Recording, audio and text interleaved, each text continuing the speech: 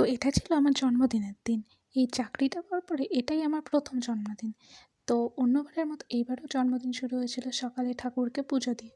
তো সকালে আমি সকাল টকাল স্নান করে গেলাম ঠাকুরকে পুজো দেওয়ার জন্য। দেন লেবু ছাড়িয়ে পুজোর আয়োজন করার সময় দেখলাম যে বাসনগুলো ধোয়া নেই। তো চলে গেলাম বাসনগুলো ধুতে, কারণ মনে হয় মা আজকে ভুলে গেছে। তো তারপর বাসন ধোয়া হয়ে যাবার পরে এই যে আমি প্লেট সাজিয়ে নিলাম গোপালকে সেবা দেওয়ার জন্য। এবার তারপরে এই যে গোপালকে আমি সেবা দিয়ে দিলাম। তারপরে একটুখানি ভালো করে পুজো করে একটুখানি ধূপ দেখিয়ে ঘন্টা বাজিয়ে তারপরে একটুখানি শাঁখ বাজিয়ে তো আমি খেতে দিয়ে গেলাম আর বললাম, গপু তুই প্লিজ খেয়ে নে তাড়াতাড়ি, আমারও খিদে পাচ্ছে, যেতে হবে। তো ব্যাস চলে এসেছি, প্রচণ্ড জোর খিদে পেয়েছিলো। তো এই যে অর্ধেক খাওয়াও হয়ে গেছে, তারপরে এই যে আর কিছু বাকি আছে খেতে, সেইগুলো খাওয়ার পরে ও আচ্ছা ড্রেসটা দেখাতে পারে। তো এই ড্রেসটা পরেছিলাম, এটা আমার অফিসিয়ালি ড্রেস,